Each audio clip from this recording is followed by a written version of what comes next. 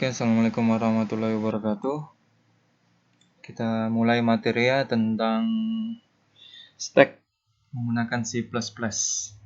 Seperti yang di video sebelumnya saya sudah jelaskan stack itu apa. Stack itu dia tumpukan ya.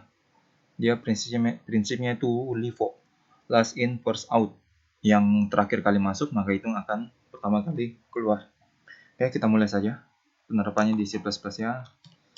Setelah kita mulai dengan include IOStream. Di sini saya pakai satu library lagi ya, yaitu Conio. Untuk fungsinya kalian cek saja di Google. Conio.h. Oke, sekarang using space std. Sekarang kita masuk ke badannya ya. Oke.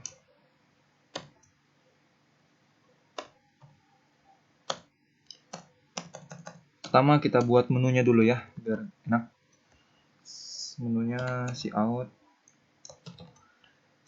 Kemarin di video yang sebelumnya saya sudah jelaskan kan, di stack itu ada yang dikenal dengan istilah push atau input lah. Kemudian ada kedua pop atau hapus. Kemudian yang terakhir ya cuma tambahan saja, cout, tampil, menu tampil itu ya, cuma sekedar opsional. Misalkan tampil, apalagi ya menu yang kira-kira kita tambahkan. Setelah tampil, oh ya, hapus yang ini berbeda ya dengan pop. Kalau pop kan kita hapus satu-satu, kalau hapus yang ini nanti dia hapus secara keseluruhannya, dia akan menghapus semua datanya.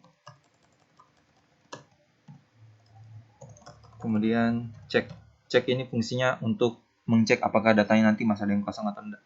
Misalkan nanti kita buat datanya itu panjang arraynya misalkan 10, lalu kita isikan datanya cuma 7. Jadi fungsi ceknya nanti ini dia akan mengcek kalau datanya itu masih ada yang kosong. Kalau tampil dia cuma menampilkan, kalau cek dia cek saja apakah datanya masih ada yang kosong atau enggak. Kemudian yang terakhir, ini keluar. Ini jarang sekali saya buat, tapi kita buat saja fungsi keluar. Oke, sekarang sudah menunya. Lupa tambah n-line-nya maunya. Kita cek dulu jalan atau enggak. Iya, harusnya tambah n-line ya. N-line.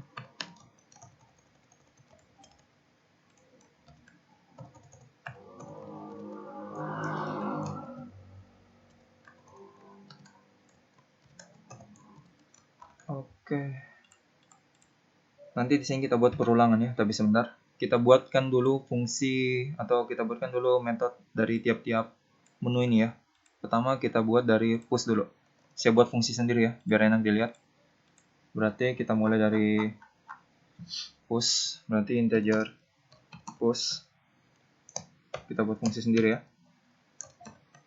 Sorry, pencet integer push. Oke, sederhana, berarti if sama dengan dalam kurung. Sebentar, kita buatkan dulu variabel datanya. Integer, misalkan top sama dengan 0. Ini cuma penanda ya. Kemudian integer data sama dengan, misalkan panjang datanya 10, x. Kita butuh variabel satu ya nanti. Oke. Kita gabung saja di sini biar ringkas. Kita coba dulu jalankan. Kita belum isi ya. Oke, sudah ada yang salah. Oke, kita masuk ke rumusnya. If kondisinya misalkan top sama dengan 10, berarti ini menandakan dia itu fungsinya full, penuh. Berarti ini menandakan dia itu penuh ya. Sini kita kasih kode saja. Fungsi push. Kalau ini berarti tandanya dia out penuh. Maksudnya datanya full, sudah pas 10 ya. Oke, sudah gini saja.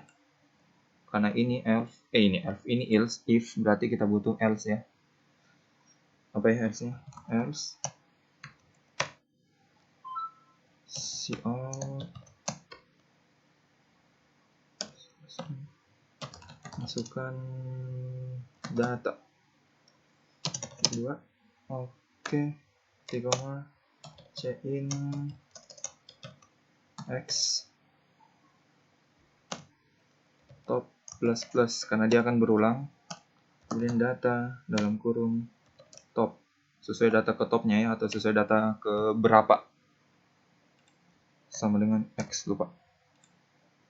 Oke, fungsi pushnya sudah. Push berarti sekarang pop lagi, integer pop.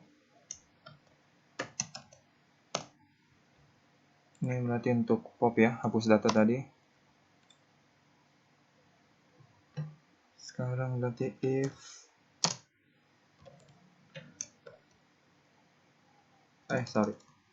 if top sama dengan 0, berarti datanya kosong. Kalau dia full tadi kan dia full, berarti kalau dia 0 berarti datanya sudah kosong. Berarti ini cout kosong, datanya kosong. Ini kita tambahkan saja, datanya sudah penuh. Oke, seperti else-nya x sama dengan data dalam kurung top, kenapa yok, top min karena dia akan berkurang ya. Kalau ini kan tadi mengisi, dia akan bertambah, maka dia plus plus. Karena ini apa yang menghapus, maka dia itu akan berkurang, min. Oke, cout data yang dihapus, kita ambil dari variabel x. Oke, jangan lupa titik koma. Oke, sudah. Sekarang kita buat lagi fungsi tampilnya. Ini enaknya kalau pakai fungsi ya, kita bisa pisahkan satu persatu. Kita tidak perlu gabung di sini biar nggak bingung. Oke, kita tampil dia sama semua. Tampil berarti if dalam kurung top sama dengan, kalau tampil berarti topnya itu sama dengan 0 ya. Karena kan dia akan cek satu persatu, berarti ini datanya cout data kosong, datanya kosong. Lupa, datanya kosong.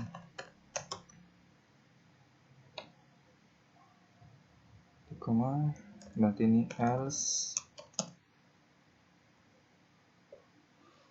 integer i sama dengan 0,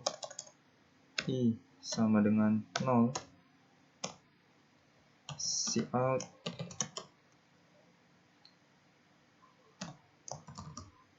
data masuk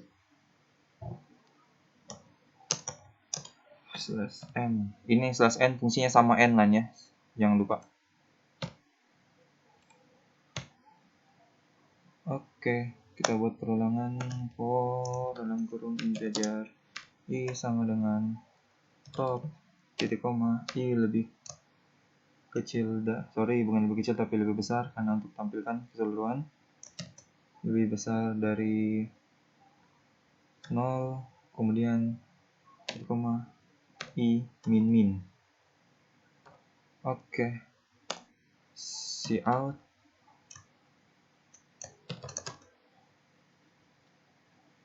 gini aja. Oke, berarti sekarang ini ambil data ke i n9. Oke, untuk tampil sudah. Sekarang hapus, cek keluar. Kasih rapat dulu. Sekarang integer hapus,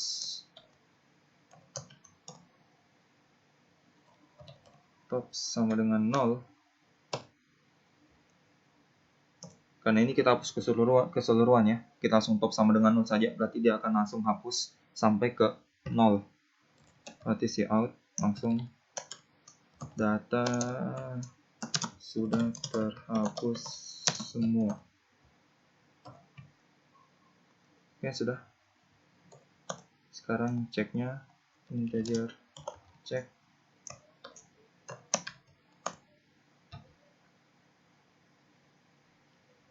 if top lebih kecil dari 10, jumlah datanya ya 10, cout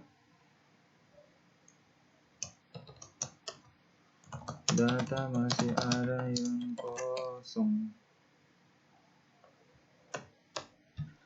Misalkan datanya tadi ini baru terisi 7, berarti kan dia lebih kecil dari 10, maka data yang masih ada yang kosong. Tapi ketika dia 10, dia berarti full, makanya ini harus lebih kecil dari 10 ya. Oke, berarti else-nya itu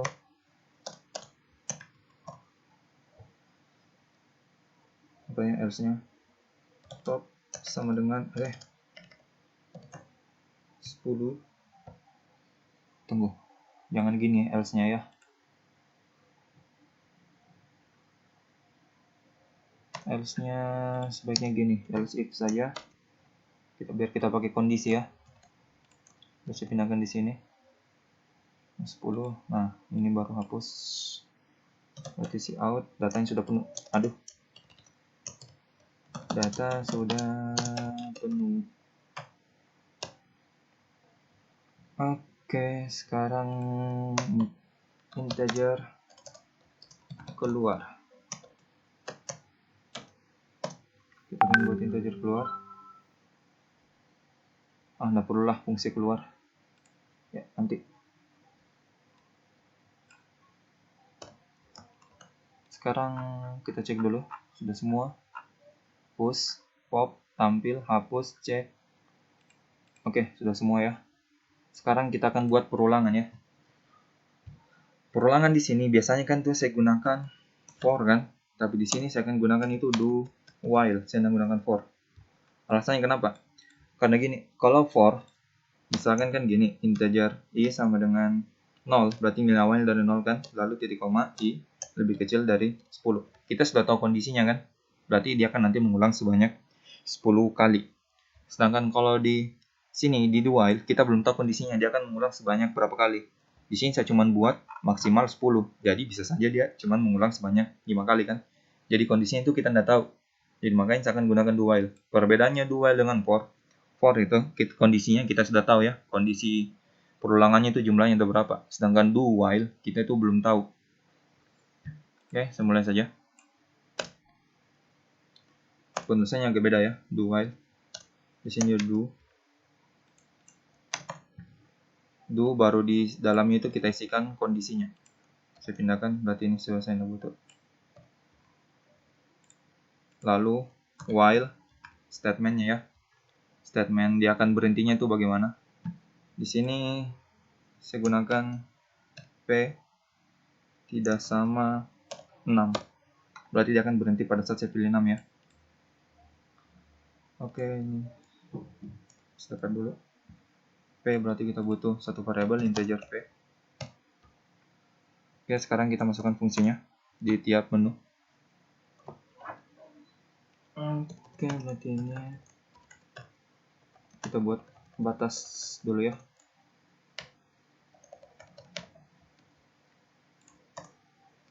P sama dengan get c, get c.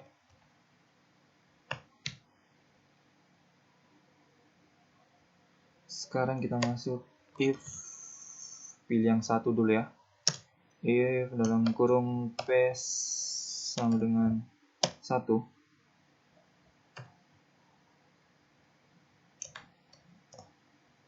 Satu berarti dia masuk ke fungsi push. Berarti push. Udah gini aja. Cuma kita pakai gets ya. Karena saya pakai Conio, berarti kita harus pakai gets.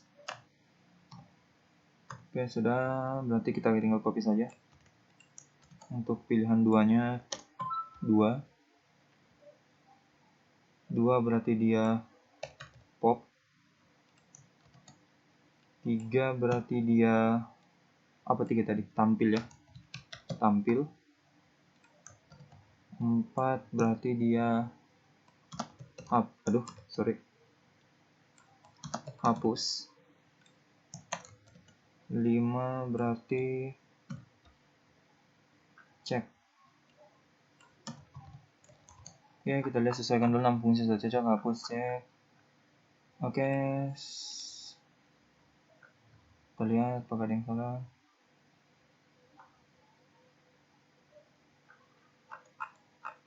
Kita tes lihat dulu dari awal. Oke, kita tes jalankan ya. Oh sorry, ini 4 ya, saya lupa tulis. Oke, tes. Ada yang salah di bagian sini. Oh, titik koma, lupa. Kalau do while pakai titik koma ya. Oke, 1 push berarti dia akan menginput. Sorry, kayaknya ada yang error. Oh, do while. Oh sorry, di sini saya tambahkan ya, satu statement dulu, satu sintaks. Sistem apa ya, saya lupa. Untuk menghentikan perulang, oh CLS. Coba kita tes lagi, jalankan. 1.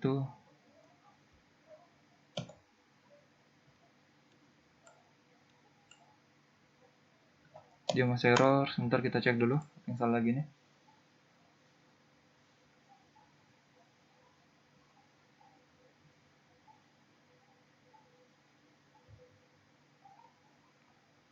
Oh, satunya harus pakai petik ya, saya lupa karena ini kita Onio.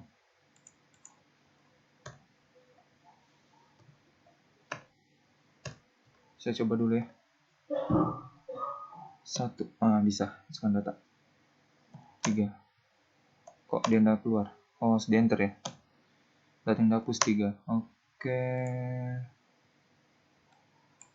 harus pakai petik ya.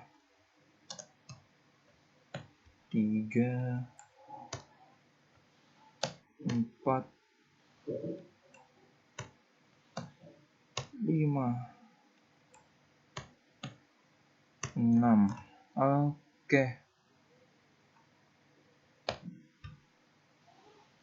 1, masukkan data 6. Oke, tapi lagi 1, masukkan data lagi 9. Kita lihat tampilannya dulu, data yang masuk tadi 9 dan 6. Oke, kita pilih satu lagi, masukkan data 2. Oke, kita masukkan data lagi, pilih satu lagi. Oke, kita lihat tampilannya. Nah, sekarang sudah masuk data 1, 2, 9, 6. Sekarang kita akan coba hapus ya. Kalau kita akan hapus, dia akan hapus yang dari yang paling atas atau yang paling terakhir masuk. Berarti otomatis yang terhapus adalah 1. Kita coba menu nomor 2, pop. Oh, sorry, ini lupa spasi ya. Data yang dihapus itu 1, karena dia yang terakhir masuk kan. Oke, sudah terhapus. Kita cek tampilannya. Dia satunya sudah hilang ya. Oke, kayak gitu ya prinsip dari stack. Dia itu tumpukan, jadi yang terakhir masuk itu yang akan pertama kali dihapus. Misalkan kita menimbun barang, otomatis pasti yang kita ambil duluan kan pasti yang paling atas kan. Kayak gitu prinsipnya. Misalkan kita tumpuk baju yang terakhir kita tumpuk, otomatis kalau kita ingin ambil yang di bawahnya, pasti kita harus ambil dulu yang di atasnya. Oke, itu ya prinsip tumpukannya. Oke, kalau ada yang ditanyakan nanti kita diskusi di grup saja. Oke, sekian untuk video kali ini. Assalamualaikum warahmatullahi wabarakatuh.